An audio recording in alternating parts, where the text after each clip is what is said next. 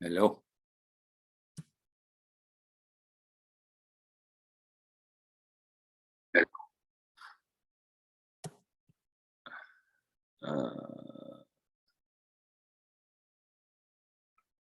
Interesting time. Good morning, everyone. I hope you can hear me. Hope you can see me. Anybody? Yeah, we can hear and see you. Oh, thank you, Samantha. Good morning. Do we have any questions? We're past the time, so we can get started. I see we got 24 people and people would join in, and this is being recorded, so I'll drop it off on D2L afterwards when we're done. I don't think we're going to spend an hour and a half online. Before somebody takes the floor, I had jotting down a few comments I'd like to make. I hope, I hope people that are who are not online yet will catch up on the recordings, but generally speaking for the orals, here is my take on it. As soon as we're done with this class, I'm gonna compile the marks. Fairly large group, and I got caught up with all kinds of evaluation at the same time, so I'm on it.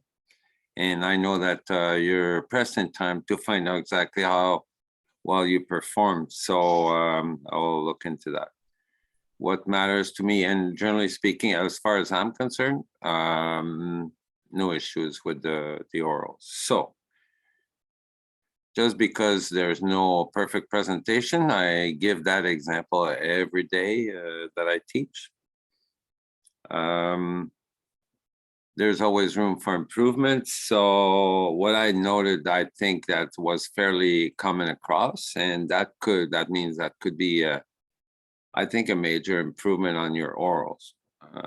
I mean, I could throw you all kinds of flowers for aesthetics, for example, pace, very good, timing overall very good, and that's all very professional. So that gives you a professional presentation. The language was appropriate, and spelling was good. Nice effort on the Latin names and so on. The structure of the orals was good as well. So as you remember, the criteria were title, structure, illustration, language, scientific merit, and overall. So I'm giving you my take on it, and marks will vary. This is why, because of course, in the end, it's always a bit somewhat subjective. It's a perception that we get from your oral, and therefore every individual mark somewhat differently. But so far, two judges will give the best assessment for your oral. So you get 2 marks for each of your orals. Will we get feedback also, or just the mark? Feedback, I get a bit confused on how the best way to deliver those comments, because you got 2 TAs. So Kunali on the one hand had her own approach, and then Nat had her own approach for delivering comments. But I get the feeling that everything goes through me. This is this is supposed to be called a solution, where the prof gets involved.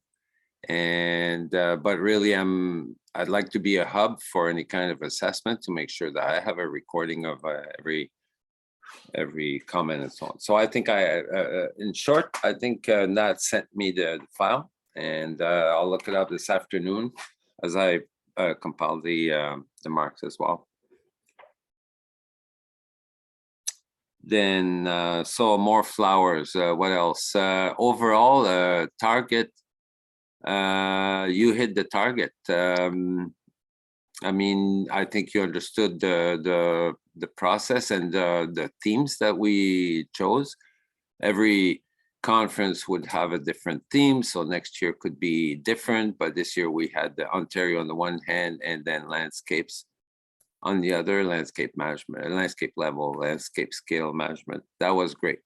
So you found as fresh literature as possible and well targeted. And of course, the idea was to get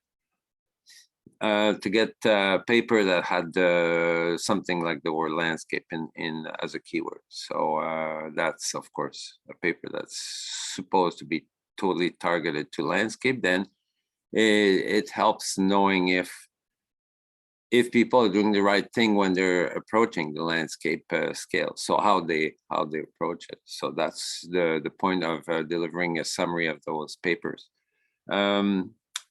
So language was great. You know, some people may have a harder time, but this year I think it was very uniform. So you guys have a nice voice, and you did well. Oh, yeah. Okay, so overall, I'm very favorable. So as I said, there's hardly ever any perfect marks, but we do our best. Some presentations were really well polished. This is the way I'm going to put it. So that means that overall it's very, you know, and overall means, you know, and all included, there's nothing wrong and the message was clear, and learning at our end as the audience, learning was great. So some will have pretty high marks. So structurally perfect. Let me get to some room for improvement quickly. So as I said, title, of course, some people went short thinking, okay, it's just a lab assignment, but really you got to think of yourself as a international speaker somewhere in Poland, and therefore you have to structure a title that that's more developed than just the name of the species. So a bit variable there, but overall, well done. Structure well done. Illustration, you guys are pretty good at it. Of course, you got to watch for tables. You know, I have the same issue with the course, but remember that you guys are doing a flash presentation, whereas when I build a PowerPoint for a class, you guys have a PowerPoint, you read over and so on, so you can magnify some parts of the tables when they're too small. This is something we can't do when we have only an 8-minute presentation. So you guys have to do it yourself one way or another. Break down the table and magnify portions of it. Or highlight with boxes and so on. So I'm gonna say illustration almost, I'm gonna say very good. Language near perfect.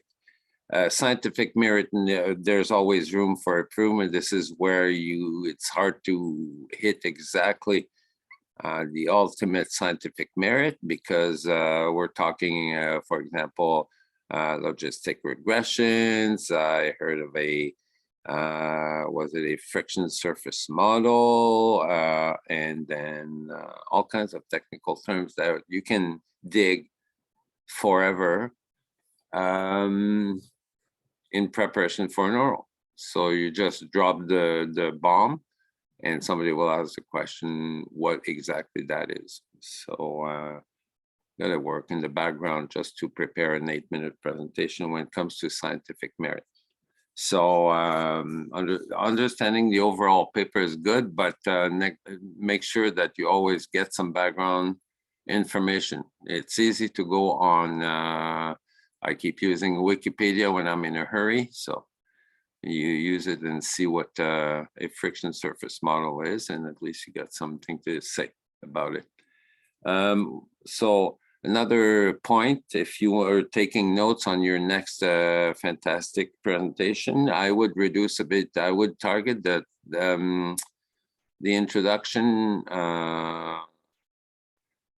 people gave the whole pedigree of their species, starting with Animalia. But I think when you think of the audience, definitely you can cut on this. So I hardly ever publish the word Animalia. I can start with Mammalia, for example, mammals, and aves, and so on.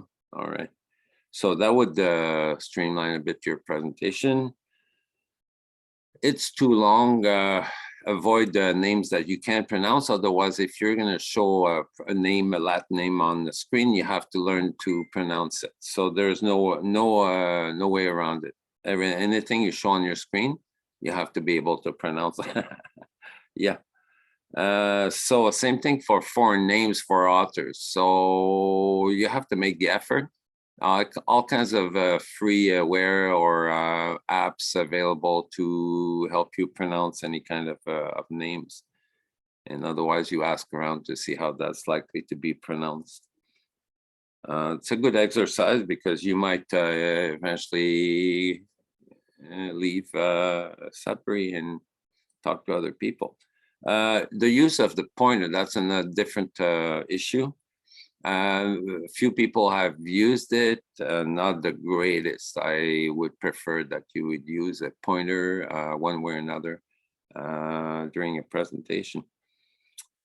It really helps streamline the presentation because then you don't have to put all kinds of words to say, as we can see in third column and so on in the table, for example. Also, showing up on the screen would help during your presentation. Remember, if you're shy or if you don't have too much connectivity, maybe you can think that your face is going to show up only at the beginning and at the end when you're not sharing your screen. So it's not too bad. But it's preferable to know who we're talking to. This is a great advantage overall for any kind of scientific communication, remembering the face of someone. So same thing. So last comment, I guess, on orals would be improving maybe on author names as well. So yeah, they do have a pronunciation, each of them. So I worked on my own until grade 6, and then I got it. So that's all I got for your orals, guys. So I hope this helps. Any questions?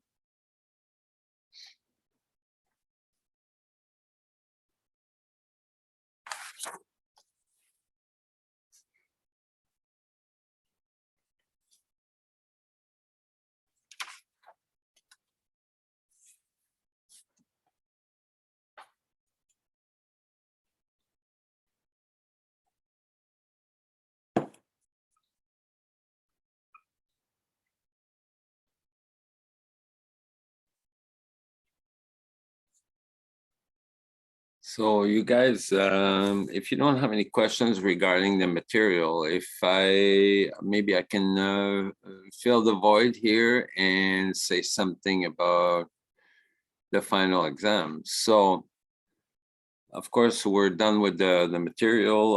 The final exam is cumulative because it's a 4th-year class. Therefore, principles of ecology that we've seen in the first few chapters are material. Just be realistic about it, though. This is not a 4-hour exam, so I suspect I'm going to aim at maybe an hour and a half at the most on D2L.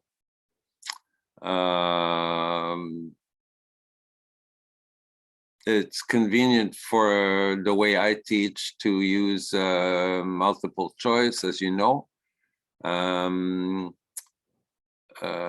Is there something like multiple answer and then short answer? Yes, question from Jenna, very good. The answer is yes, we will. You will have the entire 3 hours.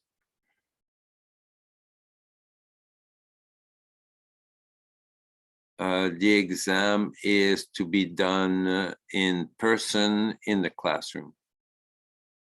Question from the audience. because it has to be invigilated. So you have to be in the classroom for the exam. And I wrote down something like December 13th. I say 9 a.m. And guess what? That means I have to be there as well. So that's it looks like a Monday morning, 9 a.m.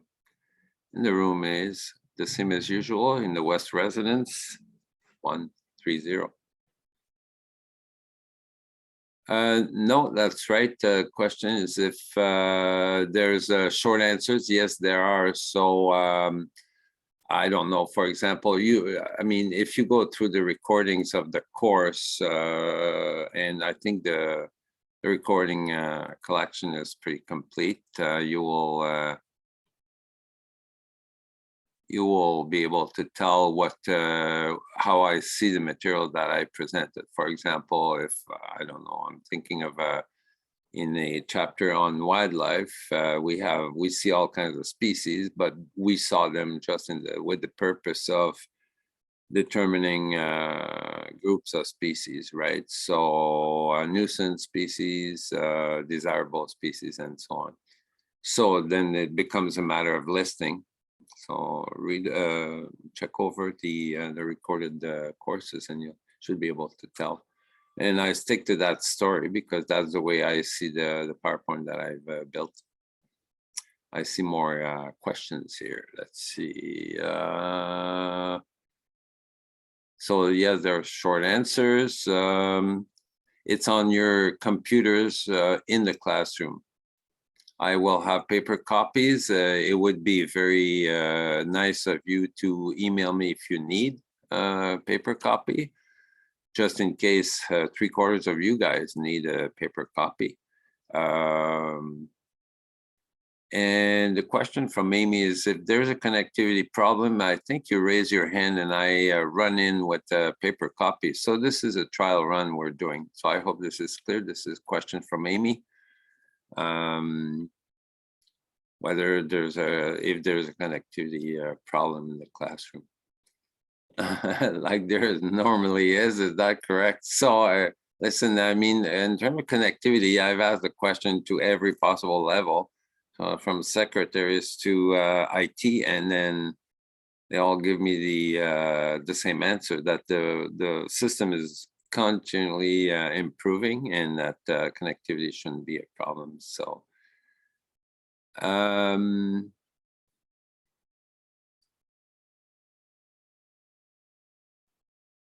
so yeah, I hope that answers the question. So in other words, you come in with a charged laptop. If I mean, there's some plugins, I suppose. Let me know if I should think of something else. But you got plugins. You should be fully charged, and then start on D2L, and then I will be ready to run if there's an issue. There's a question about how many questions in the exam. Well, I'm aiming at an hour and a half. This is a question from Annalie, who's taken courses with me before. I don't change the format of the exams too much. So, for example, the total number of points for, say, if I aim at 90 minutes, would be around 120 points, something like that. So I can't break it down in questions because some questions might be worth 12 points, if it's a listing, and others might be worth only 1 point if it's a multiple choice. But I balance it out because the material, as the material demands it. So I see a screen and I'm thinking, okay, this should be a listing of some sort. I build a question around it. So I'm thinking 120 points about. So.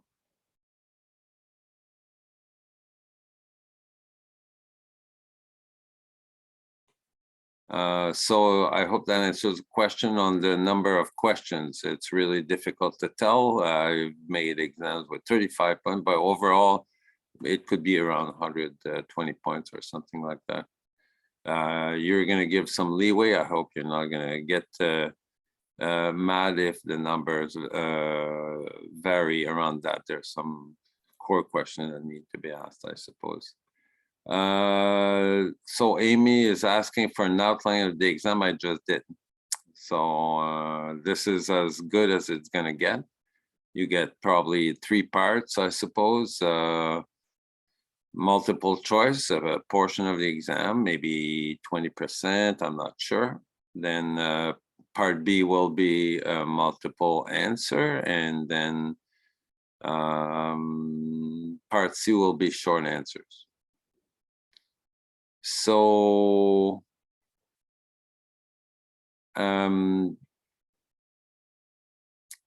no, there's no material allowed.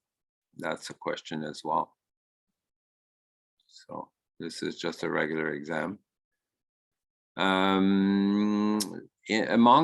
Something comes to mind in part C, short answers, if you recall, and this is no surprise to anybody.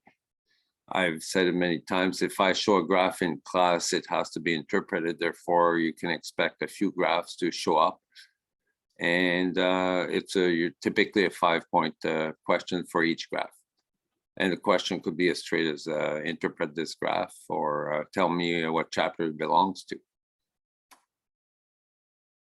So.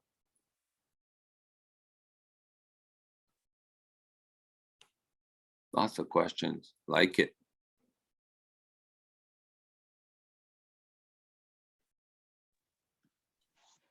Hi, there was a question earlier in the chat about seeing our midterms on D2L so that we can review them. Oh.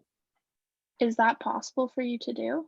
I'm gonna write this down. That's something that skipped my mind. I'm gonna look it up for sure. I don't see why not. That's your of course you mean your own answers you want to see, of course. Not the questionnaire. Yeah. I'll do my best, Ashley. I'm writing this down, and I'll work on it this afternoon. Thank you. Yeah, no problem. And fourth year class, I would think that if you were short on time, I would start with the more advanced material than the basic. So I hope you understand what I'm saying. Pre-midterm is pretty basic, and then afterwards we get into habitat, we get into wildlife management as such. So if I were to do a fair exam, I would emphasize more so for example, anything pre-midterm would be no more than 20% of the points on the exam. I hope you understand what I'm saying. So I'd rather ask you questions about the material after the midterm. Yeah. So it's cumulative with different weight to different portions. So hope that's clear. And let's see. Oh. Yeah. Kate says yes. Yes to what? I'm not sure. I've been talking for half an hour. Thanks, Kate.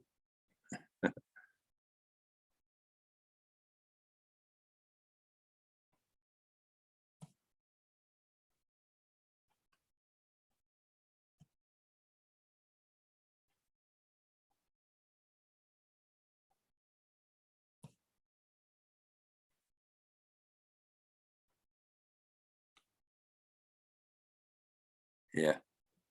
Thank you. So otherwise, going through the chapter, this is the way I would do it. I remember chapter 1 to 8. They're fairly short PowerPoint, but we stalled on a few slides. So of course, that's your where you have to spend the time. Thinking, keeping in mind that anything after chapter, let me see what we got here. Anything after chapter 2 becomes a little more important because it gets into wildlife management as such. But the rest was a warm up for wildlife management, right? So it's still relevant. Therefore, there's some some wildlife management items in there if you want. So chapter 2, for example, it's a 50 slide PowerPoint. And we go through different groups, but we stall on management issues. So that's where you have to go. Let's see. Oh yeah, good question. The article of trust we had to read. What's our question? Should we expect from them? Let's see. Oh, sorry, something just happened behind me. So all the articles, no, there will be no questions on those. Unless I advise you otherwise. I haven't looked into it. Cheyenne, to be honest, I haven't looked into it, but again, I'm taking note, and this afternoon, I mean, really, it's going to be very, oh, you're talking Farig, maybe 2003, possibly. I hope you answered that, Cheyenne. If this is what you're talking about. Oh, Cheyenne says no. So what paper is this? So not Robitaille, is it my book chapter? I forget.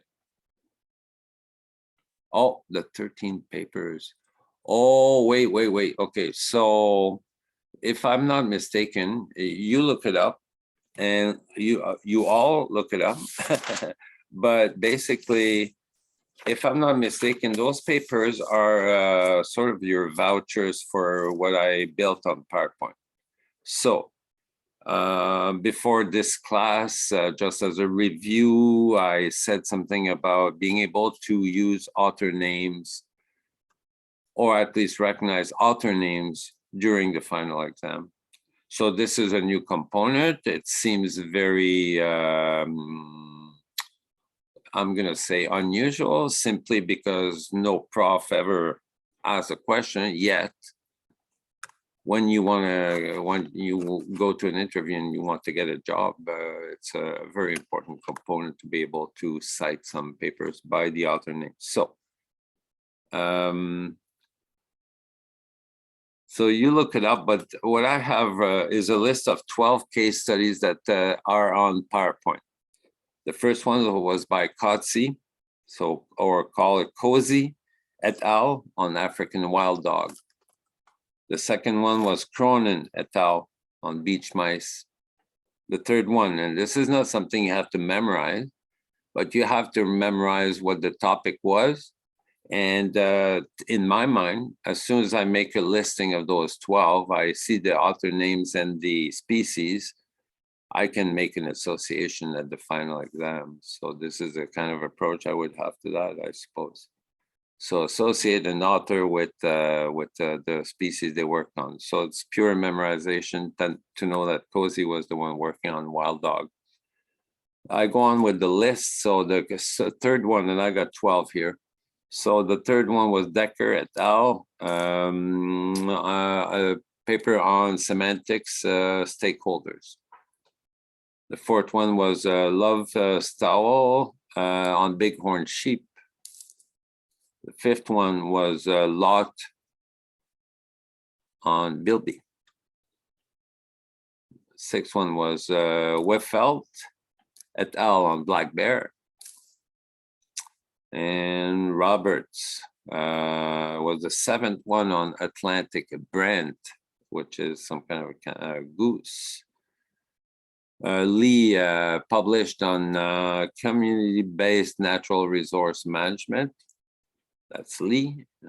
In 9, Peterman did connectivity on ponds. And I'm sure this is all coming back to you as I'm saying that, so you see how important it is.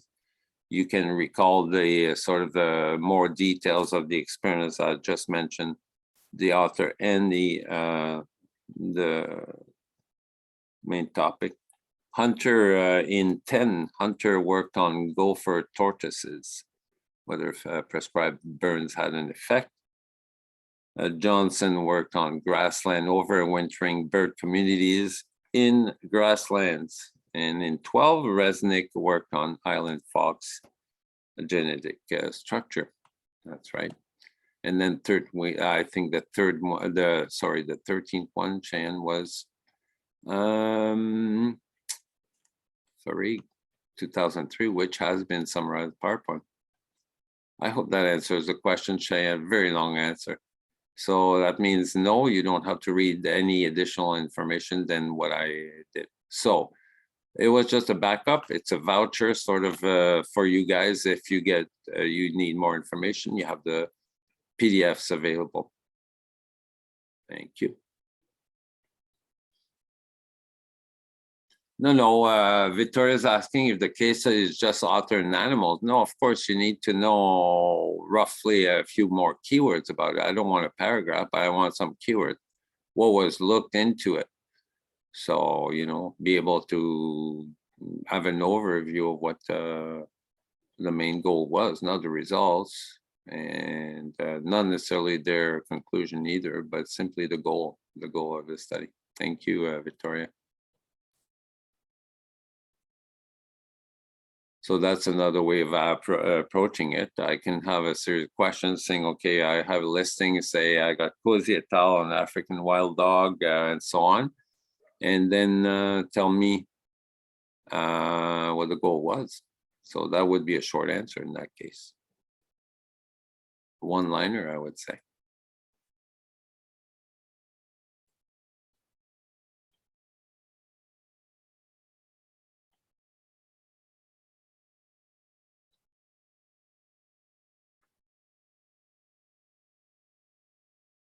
And that's the way the material was presented as well, Victoria. Now that I think about it, I'm a slow thinker, I told you that. So when I presented the PowerPoint, I highlighted some material. So basically anything that's highlighted is material for the exam. So because, but I mean, I don't want 30 keywords for a given study, obviously. So you pick among those, and those should be able to outline the, you know, the project somehow. Right? For example, I mean, I'm thinking the wild dog paper was about international cooperation for connectivity between in the landscape between two countries. And that's valid and that's good enough. It's an African wild dog. Beach mice was looking at habitat rehab for those beach mice. Very cool. Stakeholders was about the denomination of the users on the landscape, and instead of calling them stakeholders, he meant beneficiaries, I think. I was suggesting new rephrasing. On bighorn sheep, it was in probably in the state of Washington, and probably looking at genetic structure. So just based on isolation and so on. The Bill B was about what the effect of reintroduction has on genetic structure as well, and so on. And I could go on and on. Thank you.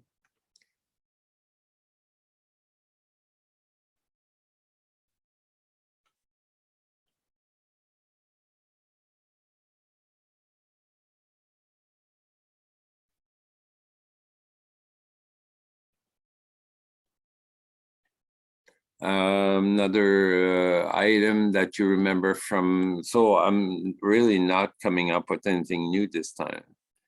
I'm just repeating what's been said in class, but acronyms, you can expect question on acronyms for sure. You know, so a list of acronyms, you have to just prepare yourself a list and know what they are.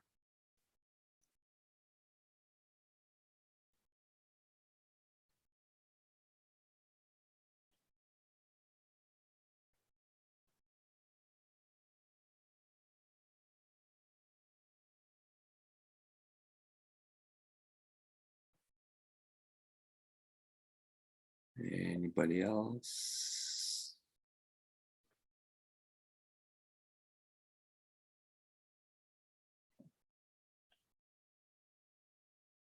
So we have more time. I just hope that we don't have to exchange emails for the next 2 weeks until the 13th. This is why we're meeting now. So in other words, I hope this helped iron out most of the questions. But of course, you have time if you want to email me a specific question that we haven't addressed today. And I'll try to circulate it as well. So, sorry. I hear someone.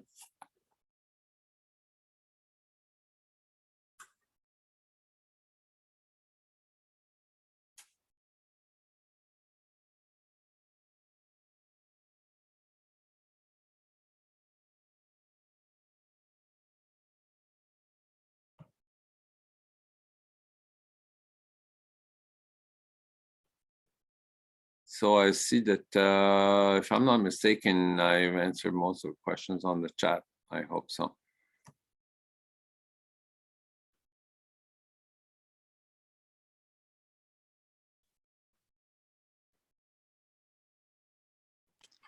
Professor, I just want to confirm there is a lab today, right?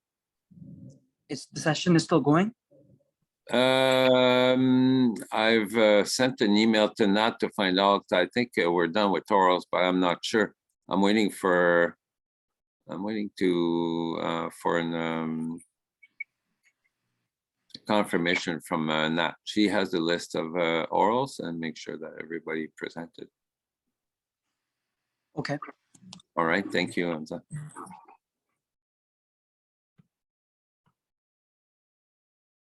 I will circulate in from the answer I'm getting from her.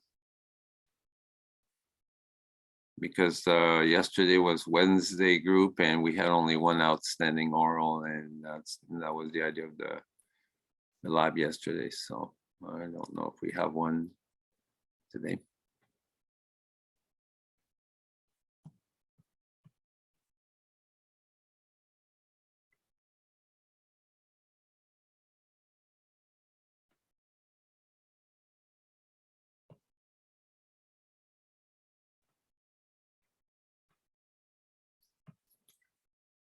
Let me see now. So Shan says she's pretty sure everyone's presented. Cool.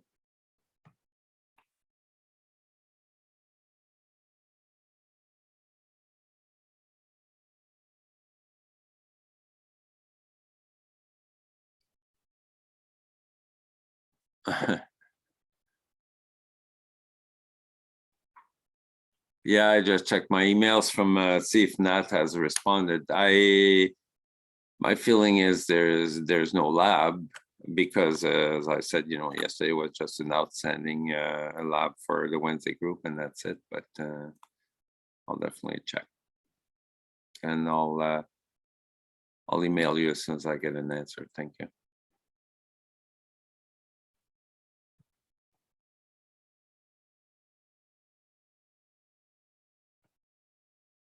So that's pretty much it for me, people. Usually I will spend, I don't get hooked up on a particular PowerPoint and spend all the exam on it. So it goes pretty much with proportional to the amount of slides, unless they're totally repetitive. For example, the one that's sticking out is probably the wildlife one at 50 slides. Simply because it's often enough enumeration, so sort of a repeat of the same concept, so you can browse through those. And again, the purpose was simply not to learn taxonomy. This is not vertebrate taxonomy class, it's a wildlife management. So we're trying among the taxonomy to detect, we were trying to group and organize and structure those different groups and define what is wildlife. That's another question that might come up at the final exam as we talk. Oh my God, let's stay connected. I'm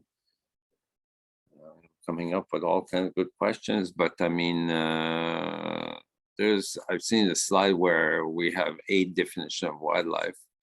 So that was the initial question. So I could ask the question whether what is the definition of wildlife in the course. The one we've used in this course. And I don't think we've covered plants too much, so that's out. Invertebrates, not too much, so that's probably out. So I'm thinking vertebrates is a good answer for sure. We start with fish, amphibians, reptiles, birds, and mammals. That was our definition of wildlife, and it I think it's supported by a few agencies who gave their own definition. Again, it goes with the purpose. So if you're interested in earthworms, suddenly earthworms become wildlife, but not in this class. Thank you.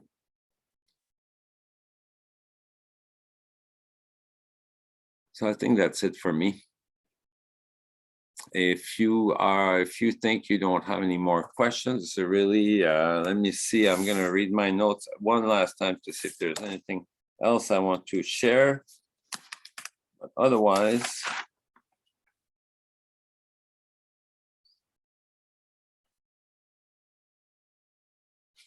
no, I think we're all set for the final exam. So if you don't have any more questions, you're free to go.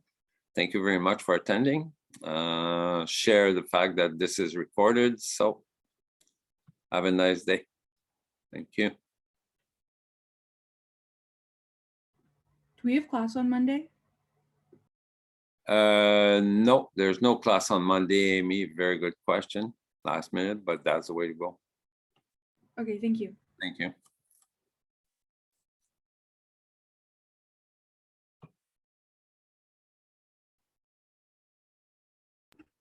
Thank you. Thank you very much.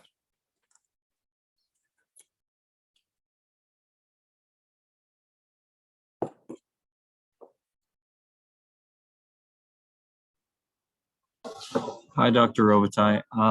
Listen, I spoke with you last class about sending you an email in regards to lab report 2. Yeah. Report 2. Yeah. I was just wondering if you got my email.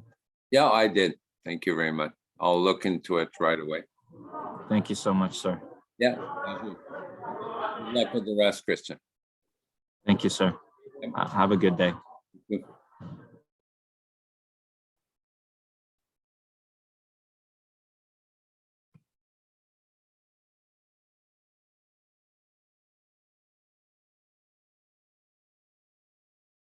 Oh, and Jenna had a question. Yeah. Field camp tomorrow. Let me see. Yes, absolutely. There's a lab tomorrow morning at 10 a.m. on Zoom for field camp. Thank you, Jenna.